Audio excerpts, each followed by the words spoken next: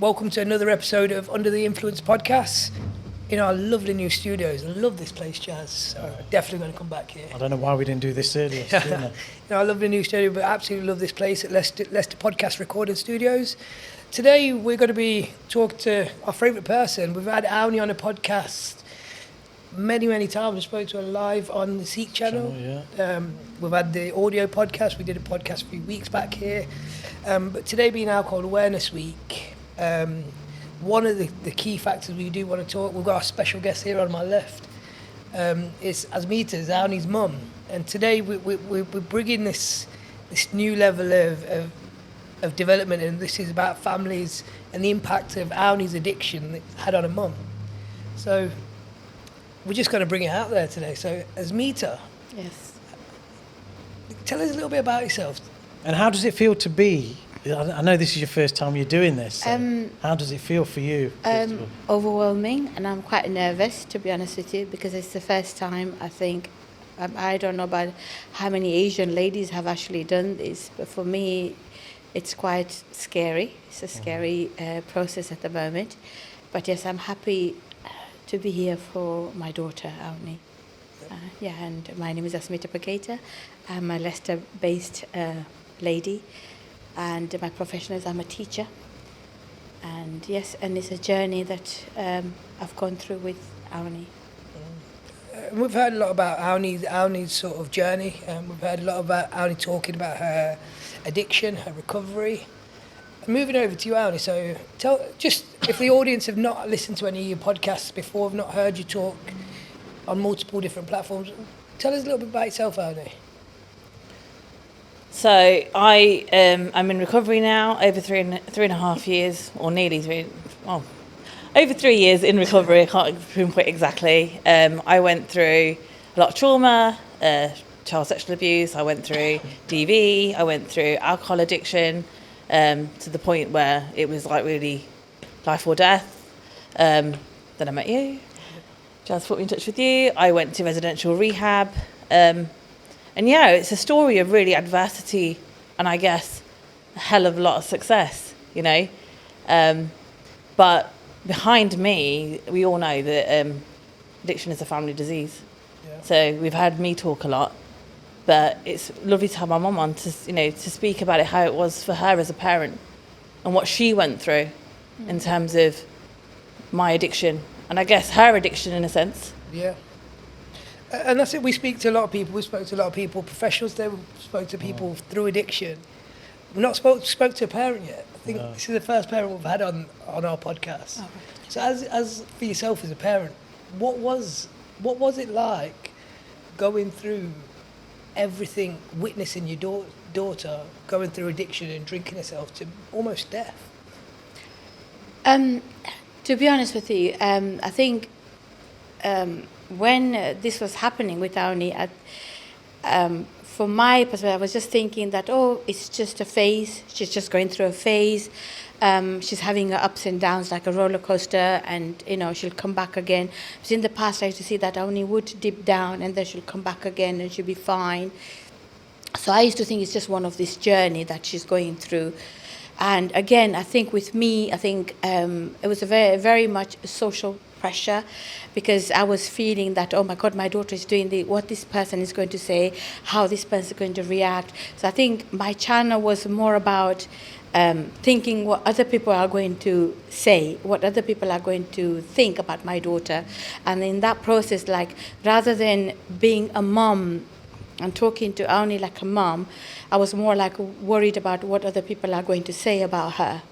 And it's just funny, Asmeeta says that. We were just talking about that earlier, wasn't we? Yeah. And what what people will say and That's what right. people will think. Yes. You know, and it's almost how the Asian community Yes. is just conditioned, isn't it? Yeah. How we're conditioned. That's What right. will people think? Yeah. And that stops a lot of us coming forward, Yeah. and people like yourself as well, and speaking freely about how you feel.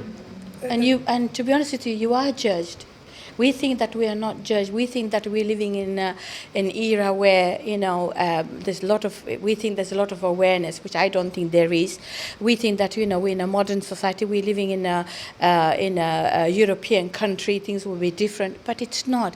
We still go back into a little community, and within the community, I think the first step that comes in is from your home front, because your home front, you've got your own families saying things to you. You are listening to one person saying something else. You're listening to other person saying something else. Then you are a mom as a parent. You're seeing your daughter. So you think about all these things, and you as a mom, rather than focusing on what's there and what's happening, you tend to put a blanket over it. And I did put a blanket over it, and I was worried about everybody else. And I was told so many things, that, I am not doing this. This is why Aunee's drinking. Aunee's got a problem. You should have done that. So I would go back. I would feel guilty about things. So I'll be honest with you, it was a horrendous journey, a nightmare journey. I wouldn't wish on anyone on this planet. I wouldn't, because living every minute was, I didn't know what was happening. And I felt very much pretty on my own. And to see Aunee like this, and I was thinking, why are you doing this? Like I would in my head, I would fight that, Aunee, why are you doing this? Aunee, why can't you just be better? You're such a good girl. Like these kind of things were coming into my mind. Then I would think about her children. I would revert Aunee back to think about her children. But there was a point that Aunee was just in her own world. I didn't think it was a disease. As I said to you, I was thinking as a phase. Because when I was a child myself, I encountered alcohol around me. My uncle used to drink, and when they used to drink, sometimes when they used to get together as a child, I knew, oh my God, there's going to be fights, and they would fight, bloodshed everywhere. I used to pee in my pants, standing there, pee in my pants. We couldn't say anything. So we weren't sure that you're going to get hit by anything. And the next minute you'd know that there'd be blood everywhere, and our workers would put sand over it. So it became normality. But there was still worry. But I didn't think it was a disease, and people didn't talk about it. My grandma was a very strong woman. She endured all these things, and to me, it was normal. I thought it was all normal. She's just going through these things on her own. I never realized until I stopped thinking of everybody else, put Aunee first. And that's made me sort of think that, how does that make you feel, Aunee, that at first your mum was more concerned about what other people thought of your behaviour than actually getting help? Is that the right thing? I think back then it was really frustrating, because when you're in that addiction, you're very paranoid. You're hyper paranoid, You're paranoid about your own behaviours, you're paranoid about what people are saying. And I already had a lot of anger there anyway, so it was almost like, why can't you think of me? Blah, blah, blah. But that's the beauty of recovery, Since coming into recovery, I see my mum as not just a mum. I've had to understand my mum as a woman, not just a mum. And I've had to understand, and I do understand, that there is a lot of pressures within the Asian community. It's not just my mum. It's, for most families, there's huge pressure, I'm just grateful, and I am truly grateful, Mum, that there came that time when you stopped caring. And I've said this many times in different podcasts. There came a point when she stopped caring what people thought, and she looked at me and she started to fight. She fought for my life, And I'm grateful for that, because there's a lot of Asian people out there who don't have that. Do you know what I mean? And it must have been, Asmeeta, must have been, for both of you, very liberating. As you say, when Mum stopped caring about what people are going to think. And for you as well, to be actually, Yes. this must feel amazing, to be sat here opposite each other. Yes. To really talk openly about it. It was it. very scary. And it's also very brave of you as well. Very scary, very much on my own. I was very much on my own. And it came to, because I was told that, look at you, you are a teacher, and look at what your daughter is doing. What kind of husband do you have? He keeps on working. He doesn't think of your daughter. She needs to go into rehab. Put her in rehab. All sorts of things were coming up. Oh, maybe you didn't do this right. Maybe you did. So you start thinking of, oh, that was a cloud that was around me, and you start thinking of all these things. And only in that sense was just forgotten. And there was a point I used to think that, is Aunee doing it because she just loves drinking? I used to say to Aunee that, Aunee, why are you drinking? Do you just love drinking? And she would just look at me in daze, and she would say, yes, I do. Then I used to think, then I would tell her, I used to shake her, look at your kids, what are you doing to me? I used to say that to her. I used to. So what are you doing to, look, this person is saying, and there was just, Aunee just used to be herself. And she just used to look at me thinking, well, I don't know what you're saying, And I used to think, why? Why isn't she not listening to me? I would cry, I would beg her. Do in ours they say that you make mannat, you do that. There was a point I stopped eating rice. I did that mannat. I thought I would do fasting every Friday. I did that. I just used to eat once once a day at night. I didn't say anything to anybody, and I would do all sorts of things. I'm not a godly person. I don't go to temples or anything like that. But at home, I would pray in my own ways. So a couple of people had said that maybe she's been possessed. I'll be honest with you. So I thought maybe that could have happened. Maybe she's crossed paths or something, and this was happened. And I started praying. There's a Hanuman Chalisa mantra that you do that, and I would chant that. And I took Hanumanji's murti, small murti, and I placed it in Aunee's room. And I said to him, I said, look after my daughter. Please look after my daughter. Yeah, so these are the journey, I think, for any parent. And 100%, that's what I was going to say. And I think any parent in your position, a lot of what you're saying resonates with me, because my mum did a lot of those things. I've still got that statue. I'm not religious, but it's still on my bedside. Yeah. I kept it. And I think because, for the parents or even the wives or the husbands, there's so much frustration, they just don't know what to do. And I think people watching and listening to this, especially if they're in your position, will be able to relate to a lot of what you've said right from the beginning. And I think that part where you're saying, why are you doing this to me? Why are you doing this? Did you think she was doing it to you? Did you think she was doing this just because she wanted to be spiteful and she wanted to get at you and it was your fault? And did you actually think that? I'll be honest with you, I was split into two. There was one part I thought that she's just doing it to be, she was angry with me because she's talked about her sexual abuse. During that time, I hold my hands up that I didn't stand up for Aunee. As I said, I took the role of thinking of everybody else and not putting my daughter first. So I think that anger with Aunee stayed with me. So I thought maybe she's trying to do this to punish me. But there was one part of his thinking that she's not, I'm not drinking, she's drinking. But the part of that, because mine and Aunee's relationship was very good, really good when she was young, it was really good. It's to a point when a sexual abuse came out, and then we decided not to take it further. As a couple, we decided not to take it further.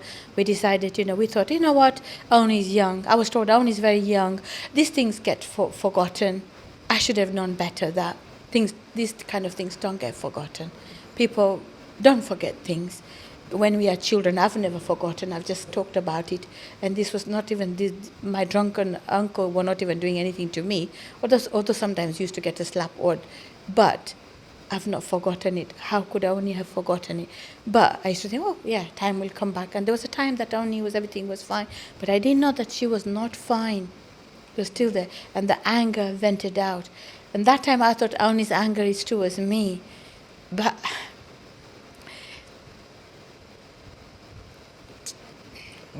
time said to me that Aunee wasn't angry at me. Aunee wanted me to help her because she knew that only my mom can do it. that's why she was doing to me, not to anybody else. Because I used to say to her, why are you always so nice to your dad? Why are you always so good to your dad? Because she was always good to her dad. Her dad would say anything to her. There was never anger towards her dad, no matter what. I say something, that's it. It just she would get angry. And I thought, why is she doing it to me? So that's why the focus came to, why are you doing it to me? And Aunee, Can't read. okay, that's okay. How does that make you feel, to hear your mum, share that? And I know you've known you for quite a while. Dilesh has known you for quite a while. I know that you weren't. I don't believe you were punishing your mum. I think it was a cry for help, wasn't it? Almost. For me, yeah, at that time, I think I was just a mess. I had so much anger, I had so much confusion, I had so much pain, and above all, I hated myself the most, And I think because I'd never dealt with anything properly or constructively, or had even been given a chance to, I guess. And I guess although the sexual abuse was done historically, the family dynamics and just the way the family dynamics were, and the silencing and all that, and acting like it's normal, was still a very current and present thing at that time in my life. So I was just fueled in all directions, and I was overwhelmed, and alcohol just made me burst. And the only person that was actually there was my mum, And it wasn't that. I think for my dad, I just felt like my dad was never going to do anything anyway. As sad as I used to say, I love my dad and stuff, but it's my mum my mum is very much like me. She has a fire inside her. She's strong and she's courageous. And at that time, I didn't feel strong or courageous, but I knew she was. I just think it's so. I honestly do. I think this is an amazing moment. It's a beautiful moment to have you both sat here and to be part of this. For me, it's actually a gift. Honestly. And I think listening to what your mum says is so powerful. And now I'm just thinking, has Aunee actually got any questions that she'd like to directly ask her mum about the things that she just said? Not in terms of that. I think since coming out of rehab and stuff, rehab was amazing. I got to learn a lot about myself. I got to learn a lot about people around me. And I think for my mum as well, I understand why at the time of the sexual abuse she wasn't able to perhaps do what she wanted. As a parent, as a person, she had everyone against her. Maybe she wanted, and I believe she wanted me to go ahead, and but she had all her family saying, you can't do this, you can't do that, you got to think of your sister, you got to do this, and it was almost like one person, and there's all these pressures from her. So I understand it. I empathise, with her position at that time. And so there was a lot going on. There's all this chaos going on with the addiction. How did you get her help? Because Aunee talks a lot about this, where you just went from pillar to post. Because at the end, I think I got the referral from Jazz. So somehow along the way, you've managed to get hold of this guy from Derby through a network in Nottingham, but he then ended up putting it all together. So what did you do to get help? Well, to be honest with you, I think when there was a point that when I saw Aunee like this, it wasn't just Aunee. There was I wanted there was a point, and I'm not going to lie.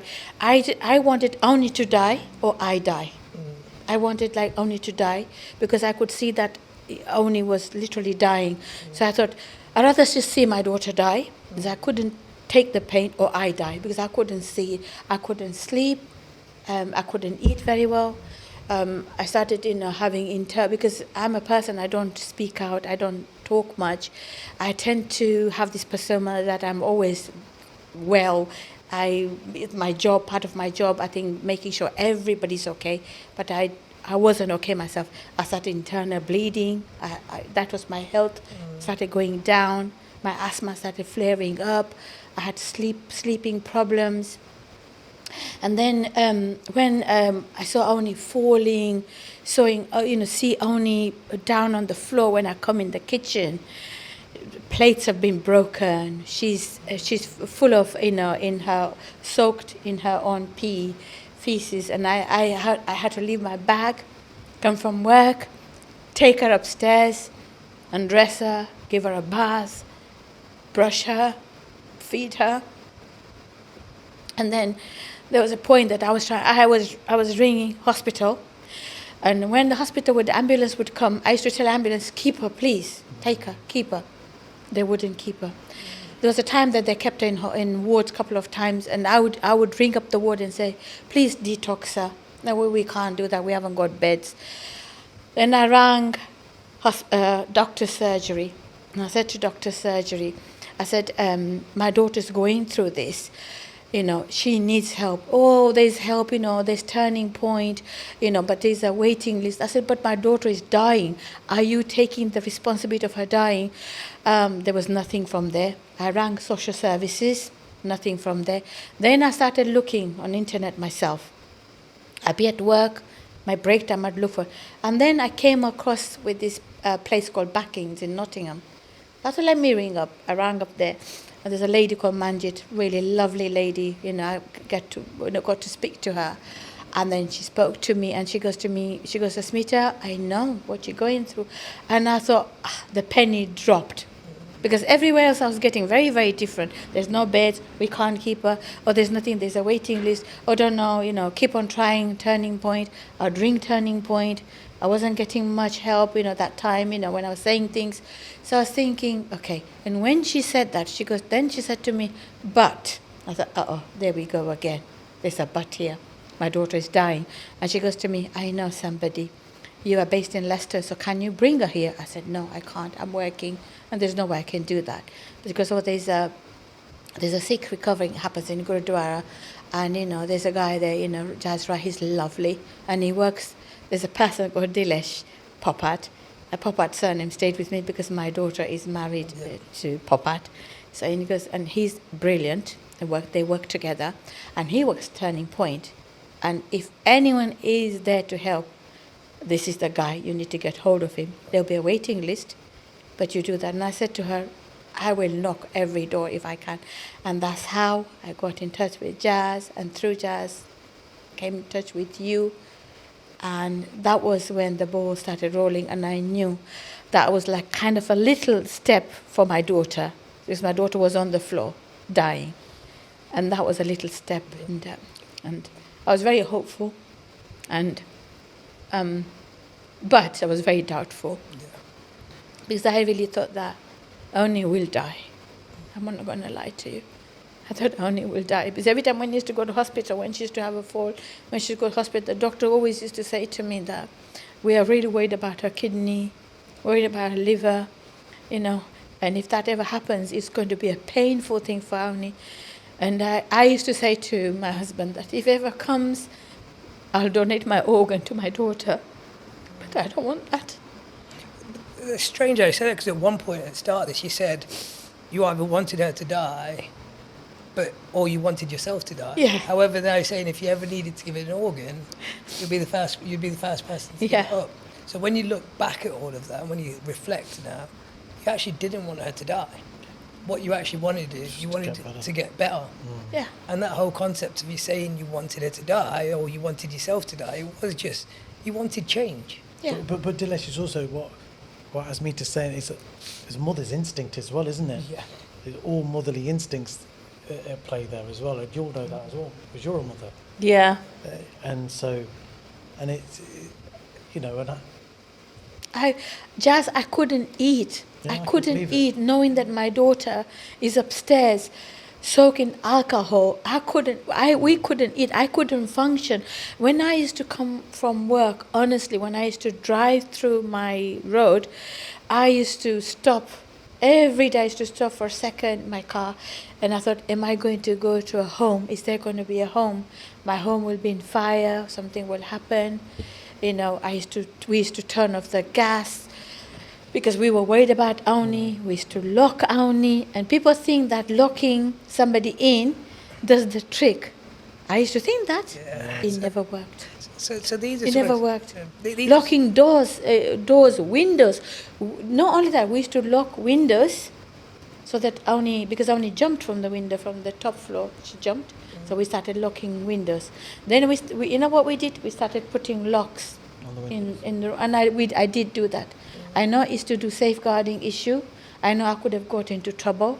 I know I could have probably gone into prison for it. But that moment, I was thinking, if one day my daughter doesn't drink, I'm giving one day a life to my daughter. And that's what used to kick into me. And now that you know that if you're alcohol dependent and you don't have a drink, you could have a risk of having a seizure, would that make you do something different? If anything, touch wood, if anything like to happen again, would you still do that? No. That's No ways. And then this is something I was thinking earlier as No well. ways. Since you've understood that this is an illness, it's a disease, your perception of addiction has completely changed, hasn't it? Changed. Just changed. Yeah. So, and this is, I mean, when you're talking about locking windows, and even my parents did that to me. My family did that to me. They locked me in. They did everything they could to stop me going out. You know, one day alcohol-free was almost like a bit of hope. Yeah. So and so I understand where you're coming from, but you also understand that if you couldn't stop Aunee, the only person that could stop Aunee was Aunee. I mean, locking me in just filled me. Firstly, I was trembling. Secondly, I was getting more and more angry. I thought, in a minute, one of these, I'm going to smash this door down, or I'm going to smash the window. And I think I would have. You know, the addiction is such. It's powerful, isn't it? I would have given, at that time, I didn't even care about my life. I didn't care it was my parents' home. I didn't care it was a window. I didn't care I was putting the house in jeopardy. If I needed to, I would have smashed that window. It just never got to that point. When was it the time for you that you realised actually my mum does care during this period? It wasn't during that period. It was when I went to rehab. Okay. So throughout that whole period, what was your thoughts about your mum? It wasn't just my mum. I just thought to myself, like, why are you doing this to me? Like, just leave me and my alcohol alone. For me, the only thing I wanted to protect was my relationship with my lover, my best friend, and that was alcohol. And when people were getting in the way of that, boy, did it make me angry. It made me really angry. It built up resentments in me. It was only when I went to rehab that I understood that the very people that were highlighting my issue and my problems... The ones who loved you. Exactly. Yeah. And that sort of takes us to the next side of recovery rehab. And your mum, I remember being in rooms with your mum. Your mum got family and carer support from Turning Point. I was working with you, and it was you two clashed so much. I remember that one time and both of you I thought you was going to have a fight. This is why you sat opposite each other right now. Me and Jazz can interfere if we need to. Yeah. We hope no fighting today. Mum's so serious. Yeah. But you were so similar. Possessed. You were so similar during this period, and Aunee worked. She's worked her backside off. She's done so much. Very much. She's put so much work in. You've put so much work into this as well. Yeah. During her addiction, Aunee put so much work in it through her addiction and towards the end to her recovery. But when did you think that I have my daughter back? I think. Could I just, before you answer that question, I think the question I wanted to ask someone before that question was, what did it... So obviously I've gone to rehab and I've gone away. Sorry to cut you off, Dil. I've gone away. You've dropped me off. You've heard me on the phone every day, but you've not really seen any of the work I've done. So it's almost like you've dropped me off and now you're coming to pick me up. What were your feelings on that day that you came to pick me up from rehab? What were your fears? What were your doubts? What did you think? So Aunee, how long were you in there for? About 4 months. 4 months, okay. I think my fear was like, nah, it's not going to last. It's going to come back again. Because when when I was dropping Aunee to rehab, I was really feeling for Aunee. Aunee didn't want it to go. Remember, we were working so fast because she was in detox in Nottingham, and remember I was packing all her stuff, and then we were making sure that she doesn't come back home because we knew as soon as she comes back home, Aunee will not go because she didn't want it to go. She was saying to me, "Mum, I'm not ready. And Dilesh was saying that I think she's not ready, and saying, Dilesh, we need to put her. And then that moment when I took her there, when I dropped her there, I thought, you know what? I know my daughter. My Aunee is one person. If I leave her in a peak of Himalayas and think, people think that she won't find her way, Aunee would find her way home. That is how confident I know about. And I thought, you know what? Then she was ringing me. She goes, Mom, I really don't like it here. And I thought, oh, this is it. And this girl will walk from there. She'll come here. She'll find it. And I used to think, and every time, I would sit there and thinking, there is going to be a door, is going to be ringing, and Aunee is going to be in this doorstep. Or I'm going to get a phone call to say that in that journey, as Aunee is coming, she's drunk and she passed away. And that, the two fears, Aunee passed away, or Aunee is going to come home drunk. That is the and truth. so that drive to pick her up, because you picked her up, right? Yeah. So that drive, what was you expecting? I was expecting Aunee to sort of say, yeah, I'm not going to be drinking, I'm in a recovery. That little bit of probably road of hope, but that hope wasn't there. That fear, that butterfly fear, that scary. It was. We stopped 3-4 times on motorways because I had diarrhea. I was feeling nauseous. I was feeling sick. I was hungry, but I couldn't eat. And I was thinking that, no, Aunee's not going to be changing. Aunee's saying all that. I could see the strong when after later on in time, she was saying a lot of things to me. I could see that. I could see that there was a lot of change in Aunee. But I was thinking, is this change going to last? So you, as a mum, so you've had chaos before she went to rehab. You had chaos and so much pressure on you, so much pressure on your relationship, so much pressure on the grandchildren, so much pressure on the children. There was just so much going on at this time because of Aunee's behaviour when she was going through her addiction. And so when she was in rehab, for you it was like respite, I guess. So for you it's like, I've got my life back. Yeah, but it wasn't though, was it? It wasn't respite because she's fearing that she's going to get that phone. So even though Aunee's in treatment or rehab, it's not, is it? And that's where it was taken to, that fear of having that time, not having that fear, like that I've got to be giving her a drink, I've got to be controlling this, I've got to be locking the doors, I've got to be all of this. You've had the respite away from that, but all of a sudden you're going to pick her up and now you think, my life's going to go back the way it was. Yeah. So I bet that was a... Yeah, and to go back again, we were talking about it, when I used to lock her in the house, and Aunee was saying that I'll set the house to fire and all that. I used to be worried. Then what we started doing, then we started locking her outside, and she would say, I'll stay out. And it used to be freezing cold, and I used to wrap Aunee, because I knew that Aunee's going to be cold, and I used to go to work, but when I used to be at work, I was thinking, it's freezing outside, and my daughter's chosen to be outside to drink. And when I used to come back home, Aunee would be drunk, it'd be cold, she'd have no socks on her feet, she'd be all wet. It was the same thing, whether to keep her in the house, whether to keep her. I chucked her out. Once I packed all the suitcase and I packed, and I thought Aunee's gone. Do you know what she did? There is, where we live behind it, there is a field. So Aunee opened up a suitcase and she used to sleep in the suitcase. But we never slept. We were worried and we were thinking. Then we used to go round, look for Aunee. When Aunee used to leave home, we used to go around. Every day became a chore, like a duty. I'd come home, Aunee's not there, I'd go around the park. My husband would go the other side, I'd go look for Aunee. Every day. Religiously we used to do that. Then somebody saw that there's a girl, Indian girl living in this field, and she's sleeping in this suitcase. And they brought her, and when she brought her home, Aunee was just crying. I was crying. I was thinking, what's happening to my daughter? And, as you said that, when Jazz said that, I was thinking the respite, you don't, because I told you that a couple of times, I'll be honest with you, a couple of times, that's when I got help from Ellie. A couple of times I literally did go downstairs. I took pills out and I wanted to commit suicide. I took all the pills out. I laid all the pills out on the table. And I said, that's it. I can't see Aunee, so I'm going to that. I want to do that.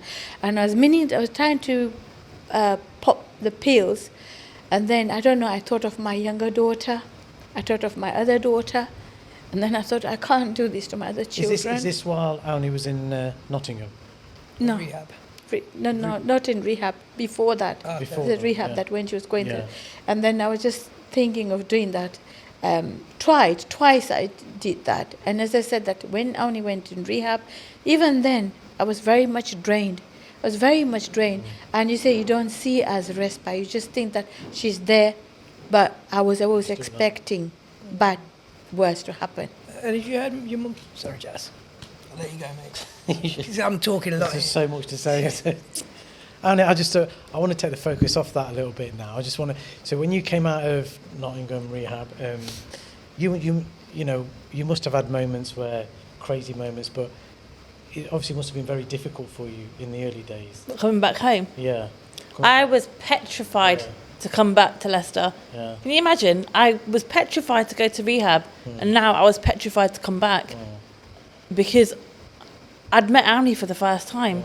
And I wasn't the same Aunee that I walked into rehab as. I'd come out as this complete different woman, you know. And I was scared about going back into the same environment. You know, I had no boundaries. Now I wrote like a 10-page assignment on boundaries, you know. And I was like, how am I going to implement this? Am I going to stay committed to the person that I am? So all these things going through my head. Although I couldn't control what was going to happen, I made one promise to myself. I promised myself that I would stay committed to the Aunee that I'd become. And that's all I could do, you know. And so I just stayed committed to the Aunee that...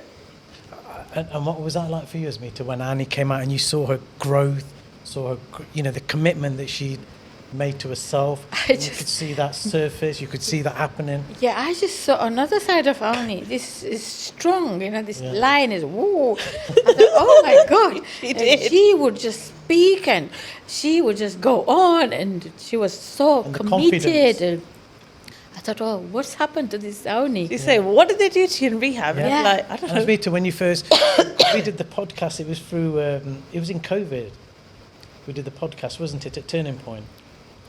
I'd come out of rehab, so I don't know, actually. Yeah. So when you heard the podcast and when you saw Aunee's first interview on the Seek channel, how did you feel about that?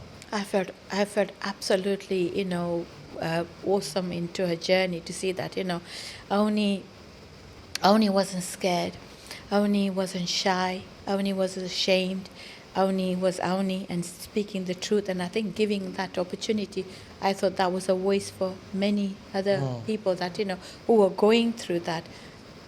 Aunee gave that chance to opportunity. I'll be honest with you, you know, Aunee's been telling me for a very long time that, Mom, Jazz wants to do a podcast with you. Dilesh wants to do that.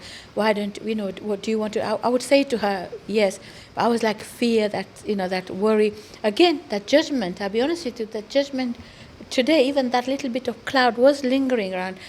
I'm going to be honest with thinking, you know, if I'm going to go, if I say this, you know, if I'm going to be open about it, how will people say, what will they? But then there's another one saying that, does it really matter? No. Is it about other people?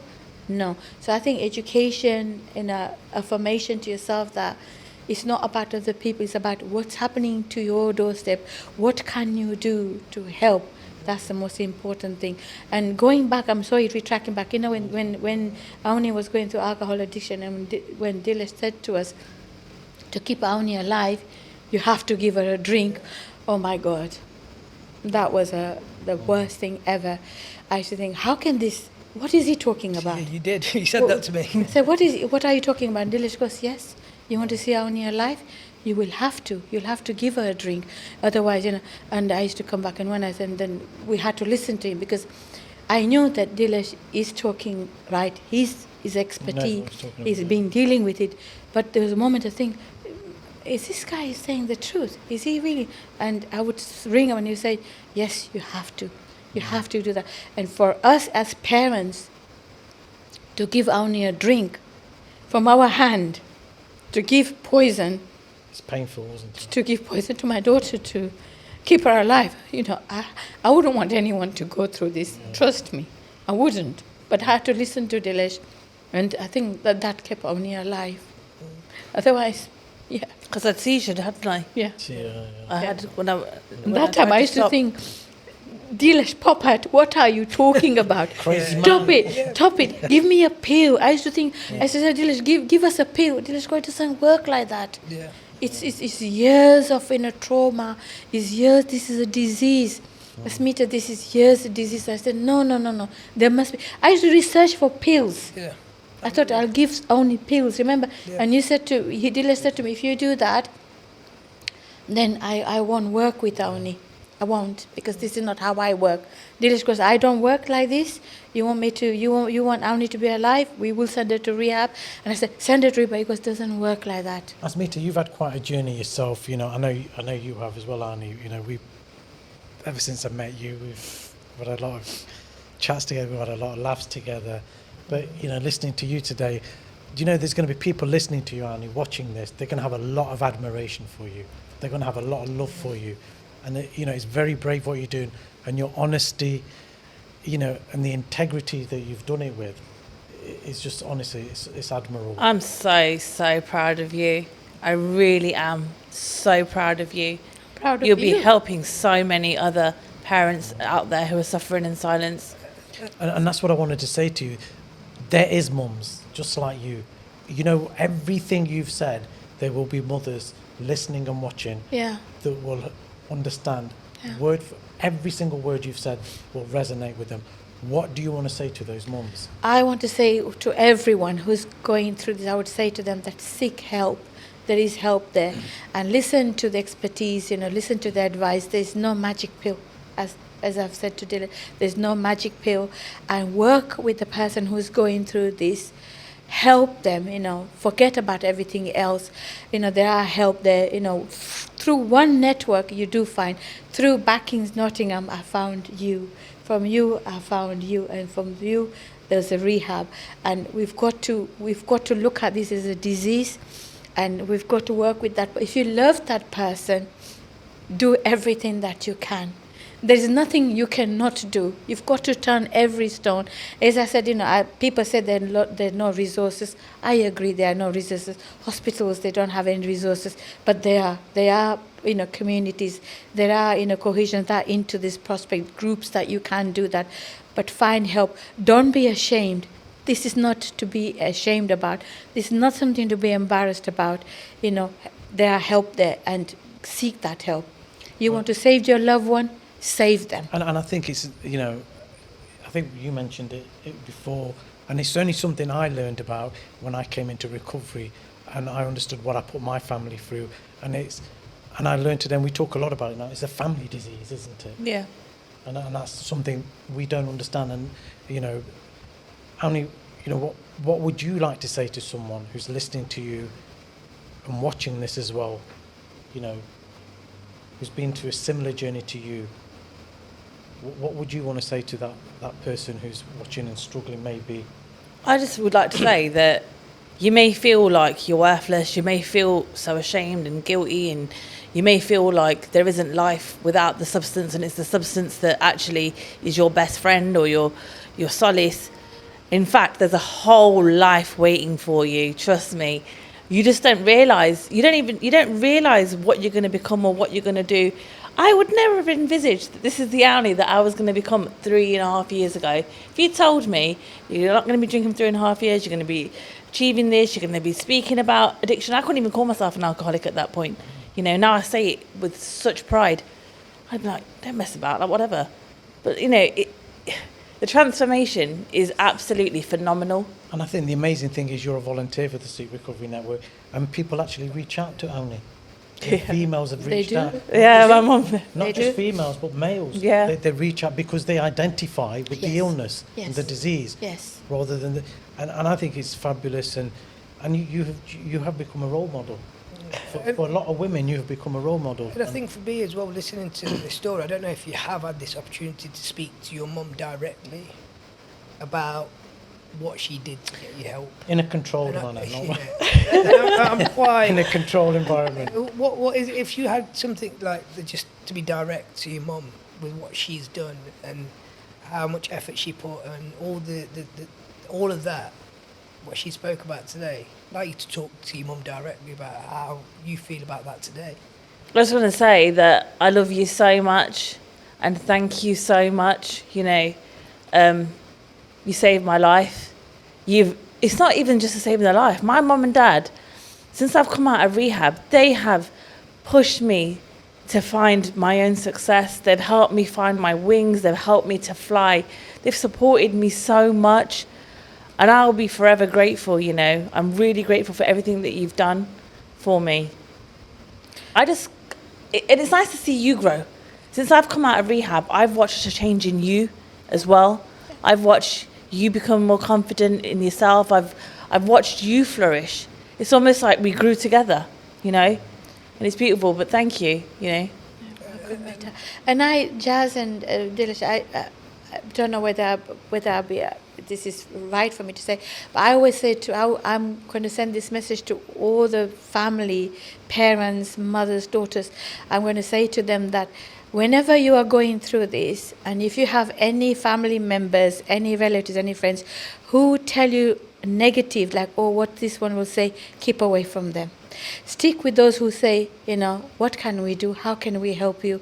Let's do that. Stick with those. And what I'd like you to do is me to look directly to that camera and all them people that said to you all them negative things Yes. and all them things that Aunee would never change and you're not doing this. What is your message directly to them people? My message, I did like, look, I did it. And then because I diminished all the negativity from everybody else and I focused on my daughter alone, I got my daughter back. And that's the love of my life. That's my child. And I wasn't letting anyone take away from that. And as a mom, as anyone who's fighting for that, my message to everyone is stay away from negative people. Don't listen to them. It's nothing about society. It's a disease. Fight for it. Learn and then, you know, make that change for yourself and for whoever is suffering to that. And be that strong bond for them. And you'll see, life will give you back. And it's given me back. There's my Aunee there, doing her masters, final masters. Wow. That's amazing, isn't it? To hear that, you're doing your final, was it masters? Well, it's because I said to Mum, I'm not studying anymore after this. That's what I say. And you know, there's so much still to talk about, isn't there? And there's so much growth to come with Aunee and with yourself. And, you know, no doubt we will talk again.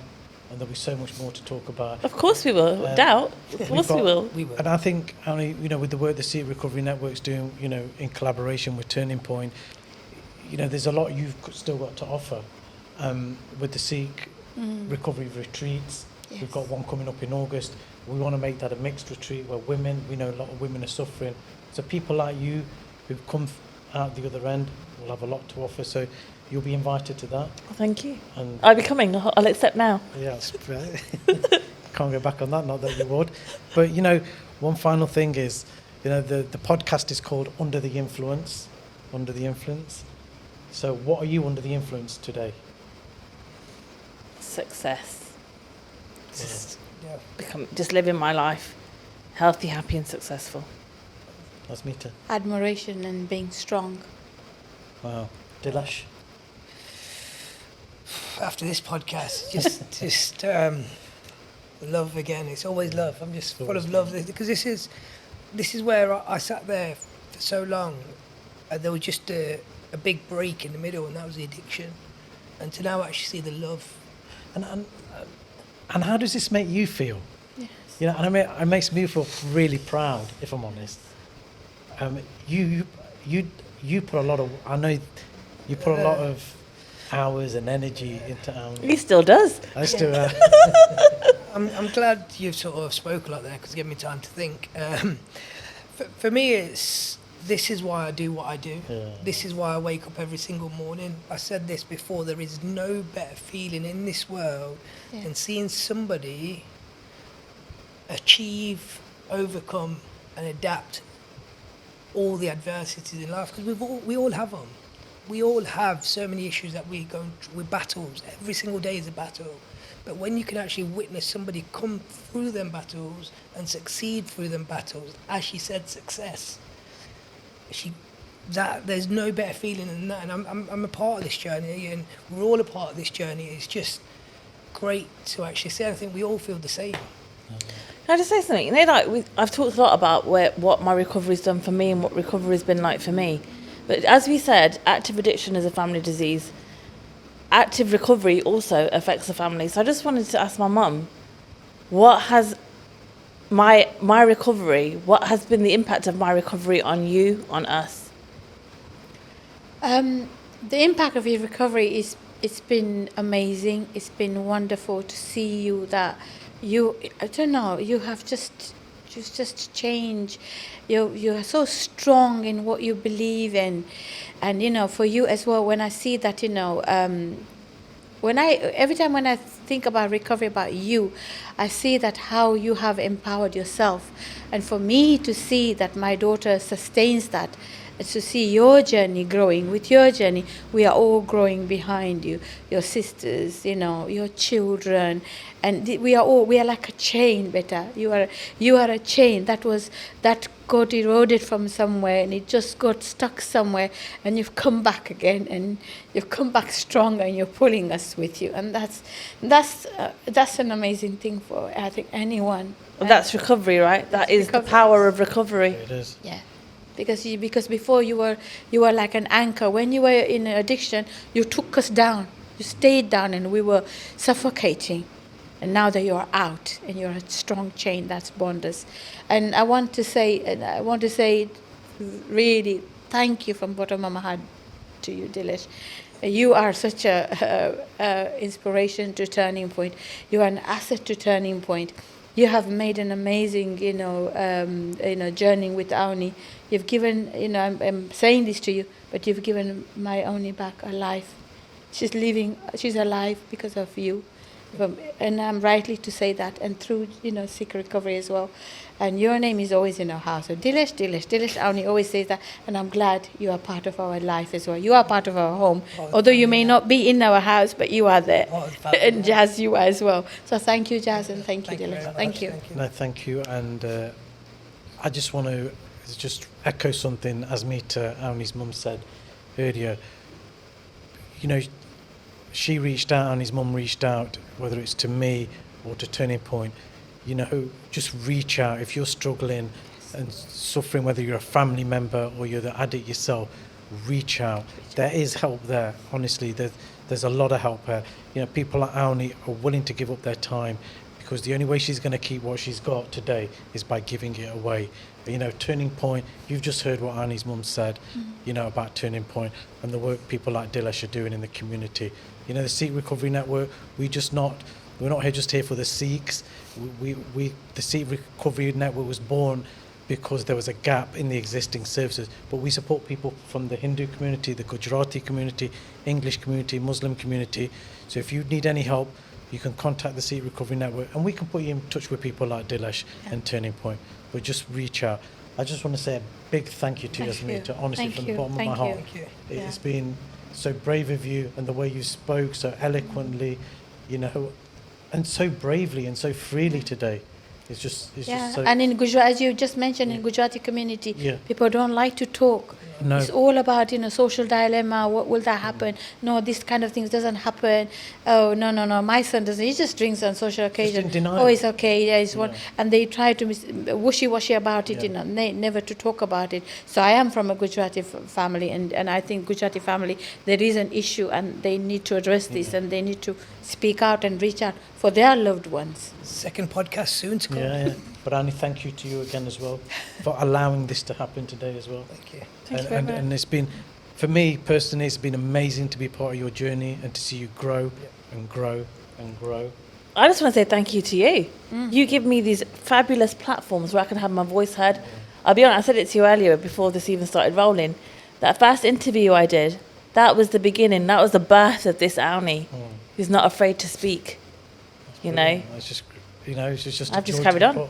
Just to be a joy to be part of this new Aunee. But no, once again, thank you, and until next time, until we do our next episode with Aunee and Asmeeta. Thank you. Thank you. Thank you very much. Thank you. Thank you.